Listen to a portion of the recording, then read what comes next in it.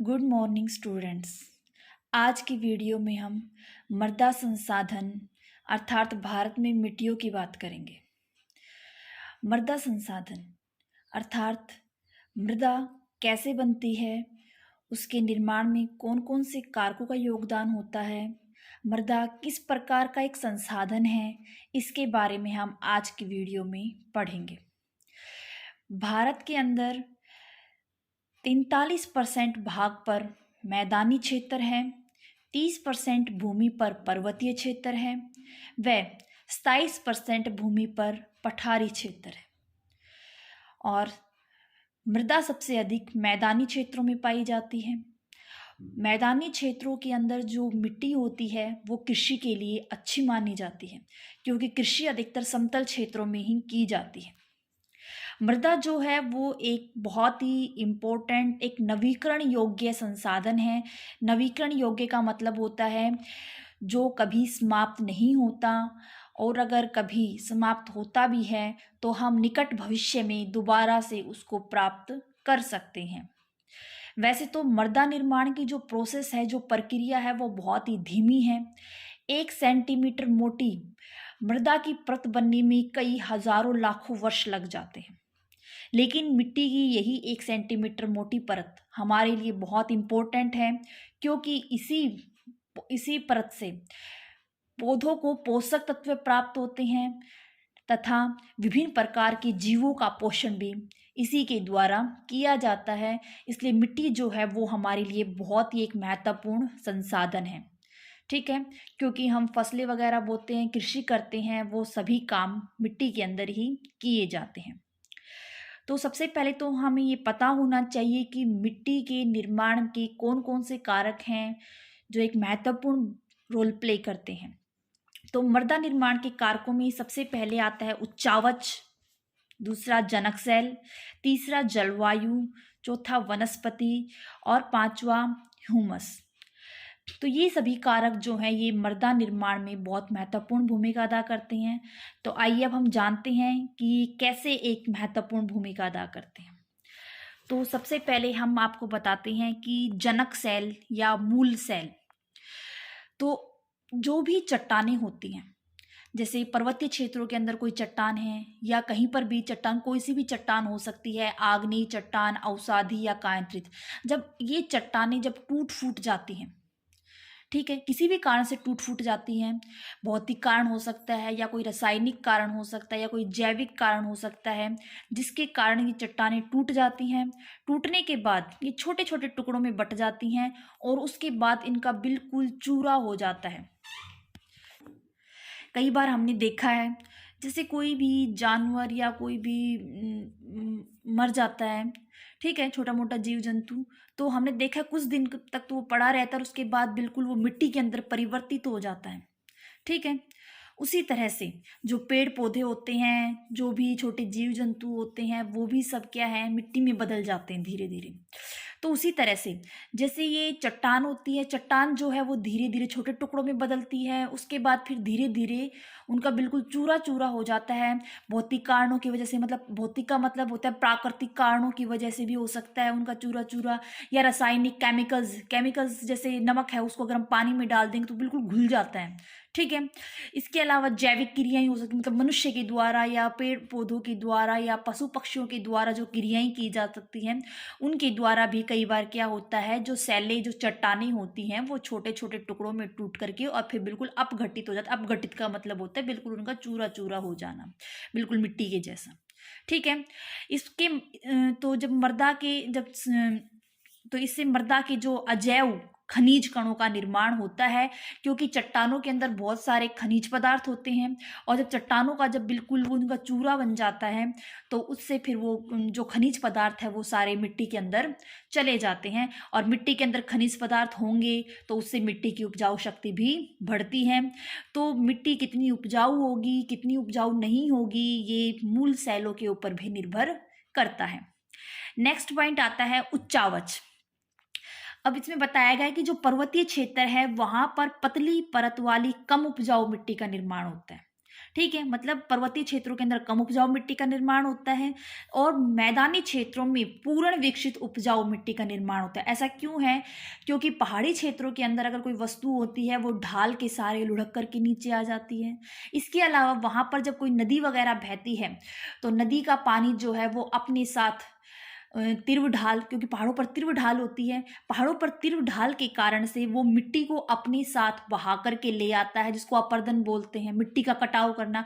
तो वहाँ पर पहाड़ों पर जो मिट्टी होती है उसका कटाव करके उसको अपने साथ ले आते हैं।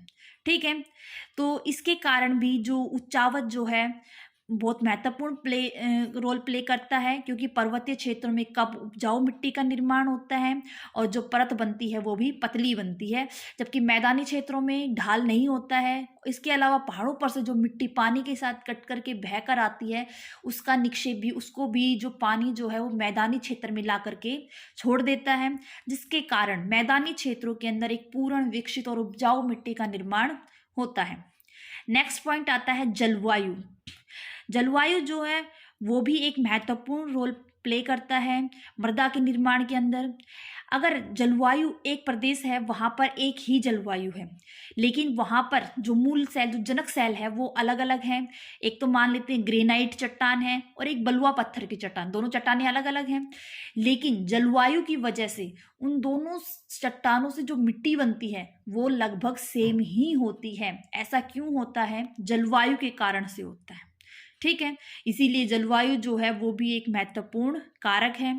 राजस्थान की शुष्क मरुस्थलीय जलवायु में बलुआ पत्थर और ग्रेनाइट से एक ही प्रकार की ब्लूई मिट्टी का निर्माण होता है। उसके बाद नेक्स्ट आता है वनस्पति व अन्य जीव। इसके अलावा जो मृत पेड़ पौधे होते हैं या जीव जंतुओं के जो गले सड़े अंश होते हैं उनसे भी मृदा का जैविक अंश बनता है। मैंने बताया था जब वो मृत पेड़ पौधों के गले सड़े अंश, पौधे, पत्तियां वगैरह या कोई जीव जंतु होता है वो थोड़े दिनों बाद अपने आप मिट्टी के अंदर परिवर्तित हो जाता है। ठीक है, किस कारण से? तो अपघटक होते हैं, छोटे छोटे जीव जंतु होते हैं, बिल्कुल छोटे छोटे दिखाई, जैसे दीमक होती है। ठीक है, तो इस तरह के छोटे छोटे जीव से होते हैं। ठीक है, वो इनको करते हैं। ठीक है, और फिर उसके कारण से जो अब ये अपघटक के कारण से ये सभी चीजें हुमस में बदल जाती हैं और हुमस से ही मृदा जो है वो उपजाऊ बनती है। जिस मिट्टी के अंदर हुमस की मात्रा ज्यादा होगी वो मिट्टी उतनी ही ज्यादा उपजाऊ होगी। ठीक है, उसके बाद ये हमें समझ में आ गया होगा।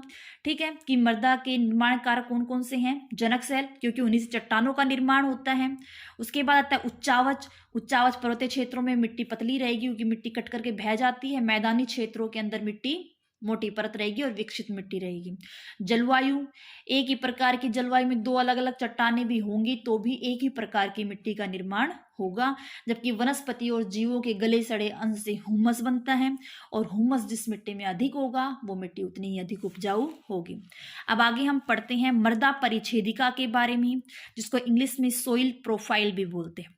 मृदा परिच्छेदिकाओं में 4 संस्तर होते हैं। ठीक है, सबसे पहला संस्तर है उसको ऊपरी संस्तर बोलते हैं। इस मिट्टी के अंदर क्या होता है? देखो, इस मिट्टी के अंदर सबसे उपजाऊ मिट्टी होती है। ठीक है, इसके अलावा इस परत के अंदर सभी पेड़ पौधे इसी परत के अंदर उगते हैं। ठीक है, इसलिए इस परत के अंदर सबसे अधिक उपजाऊ मिट्टी पाई जाती है। इसके अलावा जो भी हुमस वगैरह जो होता है, जीवों के गले सड़े अंश से जो बनता है हुमस, वो भी इसी परत के अंदर सबसे ज्यादा मात्रा में होता है।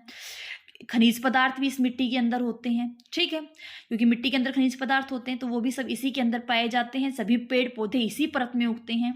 तो मृदा परिच्छेदिका की जो सबसे ऊपरी परत है यही जो क्या है वो सबसे इंपॉर्टेंट परत है। उसके बाद जो नीचे वाली परत है उसे बोलते हैं उपमृदा। इसके अंदर कई बार क्या है, निक्षालन की प्रक्रिया होती है। निक्षालन की प्रक्रिया क्या होती है? जब किसी जगह पर बहुत ज़्यादा भारी वर्षा होती है तो उससे जो मिट्टी के जो पोषक तत्व होते हैं वो उस पानी के साथ बहकर मिट्टी की निचली परतों में चले जाते हैं। जैसे मैंने बताया था कि पानी जो है वो भूमिगत हो जाता है। ठीक है, वर्षा बहुत ज्यादा मात्रा में हो रही, पानी जो है पहले तो भूमि के ऊपर रहेगा, उसके बाद वो पानी जो क्या है वो मिट्टी के नीचे चला जाता है। तो जब ज्यादा वर्षा होती है तो उस पानी के साथ साथ जो मिट्टी के जो पोषक तत्व होते हैं वो भी पानी के साथ बहकर मृदा की निचली परतों के अंदर चले जाते हैं। तो इस परत के अंदर क्या मिलेगा, निक्षालन से जो तत्व, जो पोषक तत्व जो आए थे वो सारे तत्व यहाँ पर मिलेंगे इस उपमृदा में।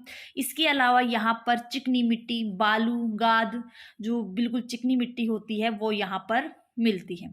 इसके अलावा तीसरी परत है अधस्तर। यहाँ पर अपक्षित आधारी चट्टानें हैं। अपक्षित का क्या मतलब होता है? अपक्षित का मतलब होता है चट्टानों का अपने ही स्थान पर पड़े पड़े टूट फूट जाना।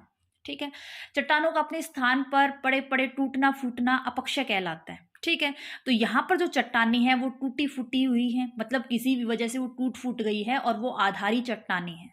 ठीक है, उसके बाद नेक्स्ट है अपक्षय रहित आधारी चट्टानें। ये वाली जो चट्टानें हैं ये अपक्षय रहित हैं, यहाँ पर कोई अपक्षय नहीं हुआ है, बिल्कुल बिल्कुल आधार सेल है, बिल्कुल पूरी की पूरी। ठीक है, तो इस तरह से मृदा प्रोफाइल में 4 परतें हैं। ठीक है, जिसमें से ऊपरी परत जो है वो सबसे इंपॉर्टेंट है, क्योंकि उसी से पेड़ पौधों को पोषक तत्व मिलते हैं। ठीक है, हुमस की मात्रा सबसे ज़्यादा इसी में होती है। दूसरी में निक्षालन। निक्षालन का मैंने बताया, मिट्टी के पोषक तत्व पानी के साथ बहकर नीचे की तरफ चले जाते हैं। ठीक है, उस प्रक्रिया को क्या बोलते हैं? निक्षालन। आगे मिट्टी में और भी बताया जाएगा।